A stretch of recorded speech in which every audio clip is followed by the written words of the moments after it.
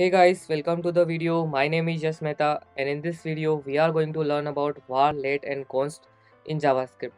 इस वीडियो में हम var, let और const के बीच का डिफरेंस जानने वाले हैं कि var, let और const को हम JavaScript में कैसे यूज़ करते हैं, इन्हें हमें कैसे यूज़ करना चाहिए, var, let और const में क्या डिफरेंस होता है, फंक्शनल स्कोप और ब्लॉक स्कोप क्या होता है, वो सारी चीज़ें हम इस वीडियो में जानने वाले हैं कोड के एग्जाम्पल के थ्रू। तो आइए जानते हैं var, let और const को कोड के एग्जाम्पल के थ्रू। तो सबसे पहले तो हम जानते हैं कि स्कोप क्या होता है। तो स्कोप एक कॉन्टेक्स्ट होता है जिसमें हम वेरिएबल्स को एक्सेस कर सकते हैं। जावास्क्रिप्ट में स्कोप दो तरीके के होते हैं, एक तो ग्लोबल या फंक्शनल स्कोप और एक होता है ब्लॉक स्कोप। तो अब हम जानते हैं कि var, let और const किस किस तरह के स्कोप में काम करते हैं और कैसे काम करते हैं। तो सबसे पहले हम देखते हैं कि var का स्कोप क्या होता है। तो बेसिकली var का स्कोप ग्लोबल स्कोप होता है। मान लीजिए अगर हमने यहाँ पे var a=2 लिखा है और हम इसे कंसोल डॉट लॉग करना चाहते हैं ए को, तो देखिए इसने हमें यहाँ पे 2 प्रिंट करके दे दिया है, लेकिन अभी इससे हमें कुछ समझ में नहीं आया। अगर हम एक इफ़ लूप लगाते हैं और यहाँ पे हम ट्रू लिख देते हैं और हम यहाँ पर लिखते हैं var b=5, और अगर हम इस इफ़ के बाहर इसे कंसोल डॉट लॉग करवाते हैं बी को, तो देखिए तब भी हमें ये b5 प्रिंट करके दे देगा। इसे मैं हटा देता हूँ। तो देखिए इसने बी ने हमें यहाँ पे 5 प्रिंट करके दे दिया। मतलब जो वार है वो हमारा ग्लोबल स्कोप होता है, भले हमने उसे किसी ब्लॉक के अंदर डिक्लेयर किया है या फिर किसी फंक्शन के अंदर डिक्लेयर किया है, हम उस फंक्शन या उस ब्लॉक के बाहर भी वार को एक्सेस कर सकते हैं। तो ये होता है ग्लोबल स्कोप। लेकिन अगर यही यही चीज़ हम लेट के साथ करते हैं, तो देखिए मैंने यहाँ पे लेट b=5 लिखा और मैं उसे कंसोल डॉट लॉग करता हूँ इस इफ के बाहर, तो देखिए ये हमें एरर देगा, reference error, b is not defined. मतलब जावास्क्रिप्ट बी को इस ब्लॉक के बाहर जानती ही नहीं है कि बी कोई वेरिएबल था या फिर नहीं था। अगर हम यही चीज़ इस इफ़ के अंदर करते हैं, लाइक कंसोल डॉट लॉग करते हैं बी इस इफ़ के अंदर, तो देखिए इसने हमें 5 प्रिंट करके दे दिया। लेकिन हम जैसे इसके बाहर प्रिंट करेंगे तो ये हमें एरर देगा। तो हम बी को इस इफ़ के बाहर एक्सेस नहीं कर सकते। सेम चीज़ कॉन्स्ट के साथ होती है। अगर मैंने इस बी को वापस बाहर प्रिंट करा, लेकिन हमने अभी यहाँ पे इसको कॉन्स्ट डिक्लेयर कर दिया है, फिर भी अगर हम इसे बाहर एक्सेस करते हैं तो ये हमें रेफरेंस एरर ही देगा।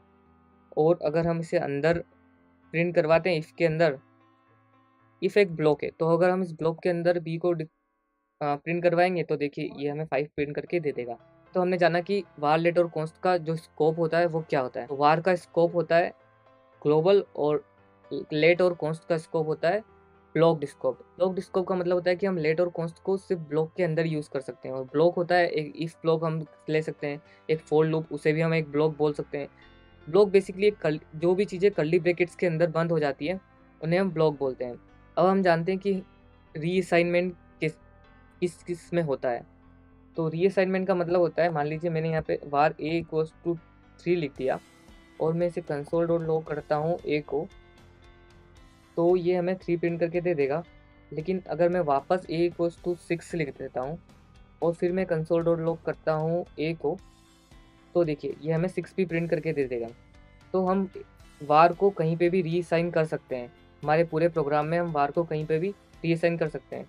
और सेम चीज़ हम लेट के केस में भी कर सकते हैं। लेट को भी हम हर जगह रीअसाइन कर सकते हैं। लाइक मैंने लेट a=3 लिखा और यहाँ पर मैंने कंसोल डॉट लॉग किया ए, तो देखिए इसने 3 प्रिंट कर दिया, और वापस 6 किया तो इसने फिर 6 भी प्रिंट कर दिया। तो हम लेट को भी रीअसाइन कर सकते हैं, लेकिन ये चीज़ हम कॉन्स्ट के केस में नहीं कर सकते। जैसे देखिए मैंने यहाँ पे कॉन्स्ट लिखा, कॉन्स्ट a=3 और कंसोल डॉट लॉग किया ए, तो इसने हमें 3 तो प्रिंट करके दे दिया। लेकिन जब हम इसे रीअसाइन करने गए तो इसने हमें एरर दे दी। तो हम कॉन्स्ट को कभी भी रीअसाइन नहीं कर सकते। और कॉन्स्ट को जहाँ कॉन्स्ट को डिक्लेयर करते हैं हमें वहीं उसे असाइनमेंट भी करना ही पड़ता है। अगर हम मान लीजिए मैंने यहाँ पे कॉन्स्ट को ऐसे डिक्लेयर कर दिया और मैं चाहता हूँ कि मैं कॉन्स्ट को बाद में असाइनमेंट करूँ, तब भी वो हमें एरर ही देगा। सिंटेक्स एरर देगा, कि बोलेगा कि मिसिंग इनिशियलाइजर इन कॉन्स्ट डिक्लेरेशन। तो हम कॉन्स्ट को जहाँ पर डिफाइन करते हैं वहीं पे हमें उसे इनिशियलाइज भी करना ही होता है। अगर यही चीज़ मैं वार या लेट के साथ करता हूँ तो देखिए ये हमें अनडिफाइंड देगा, मतलब इसने हमें कोई एरर नहीं दी। और हम a=3 करते हैं बाद में, तब ये वापस बाहर, इसके बाद भी हम इसे इनिशियलाइज कर सकते हैं। सेम चीज़ लेट के साथ, अगर मैं इसमें लेट ए करता हूँ और a=3 करता हूँ, तो देखिए इसे हम बाद में भी इनिशियलाइज कर सकते हैं, लेकिन कॉन्स्ट के केस में हमेशा नहीं कर सकते। अब हम एक और चीज़ जानते हैं, रीडिक्लेरेशन। रीडिक्लेरेशन का मतलब होता है कि जैसे हमने एक बार ए बहुत ले लिया। Like var d equals to 6 कर दिया है, और हम इसे कंसोल डॉट लॉग करते हैं d को, और अब हम चाहते हैं कि हम इसे री डिक्लेयर करें, मीन्स हम इसी वेरिएबल को वापस यूज़ करें। तो अगर हम var d इक्वल्स टू 9 करते हैं और फिर कंसोल डॉट लॉग करते हैं d को, तो देखिए इसने हमें कोई एरर नहीं दी, इसने यहाँ पे 6 प्रिंट कर दिया और यहाँ पे 9 प्रिंट कर दिया। लेकिन यही चीज़ अगर हम लेट और कॉन्स्ट के साथ करने चाहते हैं तो हमें ऑफकोर्स एरर देगा। लाइक हमने यहाँ पे लेट लिखा, लेट और कॉन्स्ट को हम कभी भी री डिक्लेयर नहीं कर सकते। देखिए हमने यहाँ पे लेट डी इक्वल्स टू 6 किया है, लेकिन अगर हमने वापस उसको var डी इक्वल्स टू 9 किया तो हमें पहले ही सिंटेक्स एरर दे देगा कि D has already been declared, means हमने डी को पहले ही डिक्लेयर कर दिया, हम उसे वापस से री डिक्लेयर नहीं कर सकते। अगर हम यहाँ पे लेट भी लिख देते हैं तो भी हमें सेम ही एरर मिलेगी, क्योंकि हम लेट को कभी भी री डिक्लेयर नहीं कर सकते। सेम चीज़ कॉन्स्ट के लिए है, कॉन्स्ट को भी हम कभी भी री डिक्लेयर नहीं कर सकते, मतलब हम सेम वेरिएबल को वापस यूज़ नहीं कर सकते। देखिए जैसे मैंने इसे कमेंट किया तो ये हमें 6 प्रिंट करके दे देगा, लेकिन अगर मैं इसे अनकमेंट करता हूँ, मीन्स इसे हम री डिक्लेयर करते हैं, तो ये हमें ऑफकोर्स एरर देगा। तो लेट और कॉन्स्ट को हम कभी भी री डिक्लेयर नहीं कर सकते, लेकिन वार को हम री डिक्लेयर कर सकते हैं। अब हम जानते हैं कि किसी वेरिएबल को डिक्लेयर करने के पहले ही उसे कैसे एक्सेस कर सकते हैं वार के केस में। लाइक जैसे मैंने यहाँ पे वार सी इक्वल्स टू 9 लिखा, और मैं चाहता हूँ कि मैं सी को उसको असाइनमेंट के पहले ही यूज़ करूँ। तो लाइक मैंने यहाँ पे कंसोल डॉट लॉग किया सी को, तो देखिए इसने हमें अनडिफाइंड दिया, मतलब हम सी को एक्सेस कर पा रहे हैं, इसने हमें एरर नहीं दी। सी मेमोरी में पहले डिफाइन नहीं हुआ था, लेकिन जावास्क्रिप्ट उसे जानती थी कि सी कहीं पे मेरे कोड में लिखा हुआ है, तो उसने हमें अनडिफाइंड दिया, मतलब हमने उसे डिफाइन नहीं किया। लेकिन अगर मैं यही चीज़ लेट के साथ करता हूँ, like let c equals to 9 किया, तो देखिए इसने हमें रेफरेंस दे दी कि सी को हमने इनिशियलाइजेशन के पहले ही यूज़ कर लिया। सिर्फ ये सेम चीज़ हम कॉन्स्ट के लिए भी करते हैं। देखिए इसे हमने कॉन्स्ट सी इक्वल्स टू 9 किया और कंसोल डॉट लॉग ऊपर सी किया, तो उसने एरर दे दी। लेकिन अगर अब हम यहाँ पर वार करते हैं तो देखिए हमें अनडिफाइंड देगा, मतलब ये सी को जानता है उसके असाइनमेंट के पहले ही। तो आइए अब हम एक और चीज़ देखते हैं कि हमें अब क्या यूज़ करना चाहिए, वार, लेट या कॉन्स्ट, और उन्हें कहाँ यूज़ करना चाहिए, क्यों यूज़ करना चाहिए, और हम उन्हें कैसे यूज़ कर सकते हैं। तो अभी हम वो सब देखने वाले हैं। तो सबसे पहले हम कॉन्स्ट के केस में देखते हैं। कॉन्स्ट में जैसे मैंने आपको बताया कि हम कॉन्स्ट के वैल्यूज़ को कभी भी रीअसाइन नहीं कर सकते। लेकिन अगर हमने कॉन्स्ट में कोई एरे दिया है या फिर कोई ऑब्जेक्ट दिया है, लाइक मैंने यहाँ पे कॉन्स्ट ओबीजे इक्वल्स टू, यहाँ पे मैंने इसकी प्रॉपर्टी दे दी नेम, और नेम को मैं देता हूँ जावा स्क्रिप्ट। तो जैसे ही अब मैं चाहता हूँ कि मैं इस नेम वाली प्रॉपर्टी को चेंज करूँ, लेकिन ये कॉन्स्ट है, फिर भी हम इसे चेंज कर सकते हैं क्योंकि ये एक ऑब्जेक्ट की प्रॉपर्टी है, तो हम इसे चेंज कर सकते हैं कॉन्स्ट के केस में। लाइक मैं लिखता हूँ यहाँ पे object dot name equals to c plus plus कर देता हूँ मैं, और मैं इसे कंसोल डॉट लॉग करूँगा ऑब्जेक्ट को यहाँ पर। तो देखिए मुझे इसने बोल दिया नेम सी प्लस प्लस, लेकिन अगर मैं यहाँ पे इसे कंसोल डॉट लॉग करता हूँ ओबीजे को, तो ये मुझे बोलेगा नेम जावास्क्रिप्ट।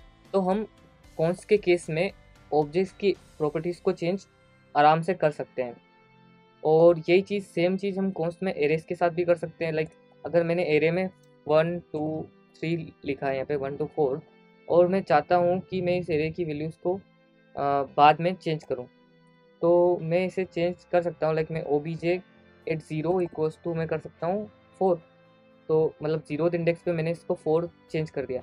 तो अब जैसे मैं इसे कंसोल डॉट लॉग किया, देखिए कंसोल डॉट लॉग किया ओबीजे को, तो इसने मुझे यहाँ पे नया एरे दे दिया, इसमें 4 to 4 लिखा हुआ है। मतलब हम इस एरे के एलिमेंट्स को रीअसाइन कर सकते हैं। अगर मैं यहाँ पे एरे को प्रिंट करवाता हूँ, तो देखिए इसने मुझे 1 2 4 दिया है। ये चीज़ हम लेट के साथ भी कर सकते हैं, लेकिन लेट में हम कभी भी गलती से भी रीअसाइन कर दिया, हमारे कोड में एरर आ सकती है, या फिर हमारा प्रोग्राम क्रैश भी हो सकता है जब हम कोई बड़ी एप्लीकेशन बना रहे हैं। तो इसलिए हम प्रेफर करते हैं कि हम ज़्यादातर कॉन्स्ट को यूज़ करें, और जहाँ हमें कोई सिंगल वेरिएबल को रीअसाइन करने की ज़रूरत होती है वहीं पे हम लेट को यूज़ करते हैं। लाइक हम एक गेम बना रहे हैं और हमें वहाँ पे कोई स्कोर को प्लस प्लस करना है, लाइक तो हम वहाँ पे लेट को यूज़ करेंगे। लाइक मैंने लेट स्कोर इक्वल्स टू 0 किया, और मैं चाहता हूँ कि कोई लूप के बाद मैं स्कोर को प्लस प्लस करूँ। लाइक मैं चेक करूँ कि अगर ट्रू है तो मैं स्कोर को 1 से बढ़ा दूँ। तो हम ये चीज़ लेट के साथ कर सकते हैं, तब हम लेट को यूज़ करेंगे। तो देखिए अब जैसे ही मैं स्कोर को प्रिंट करूँगा तो ये मुझे 1 प्रिंट करके दे देगा, मीन्स स्कोर को हम प्लस प्लस कर सकते हैं, लेकिन हम कॉन्स्ट के साथ तो ऐसा नहीं कर सकते। और वार क्योंकि ग्लोबली स्कोप होता है तो वो हमें बहुत सारी प्रॉब्लम्स में डाल सकता है, इसलिए आजकल हम वार को बिल्कुल भी यूज़ नहीं करते हैं। हमें लेट और कॉन्स्ट यूज़ करना चाहिए, उसमें भी जहाँ पर हमें रीअसाइनमेंट की ज़रूरत नहीं है या फिर हम ऑब्जेक्ट्स और एरेज के साथ काम कर रहे हैं या फिर फंक्शंस के साथ काम कर रहे हैं, तो हम उन्हें कॉन्स्ट के साथ ही डिक्लेयर करते हैं। तो इस वीडियो में इतना ही। आने वाली वीडियोस में हम और भी जावास्क्रिप्ट के बेसिक कॉन्सेप्ट के बारे में जानने वाले हैं। अगर आपको वीडियो पसंद आई है तो प्लीज़ लाइक करें, शेयर करें, सब्सक्राइब करें। आने वाली वीडियोस की अपडेट पाने के लिए नोटिफिकेशन बेल को प्रेस करें। Thank you.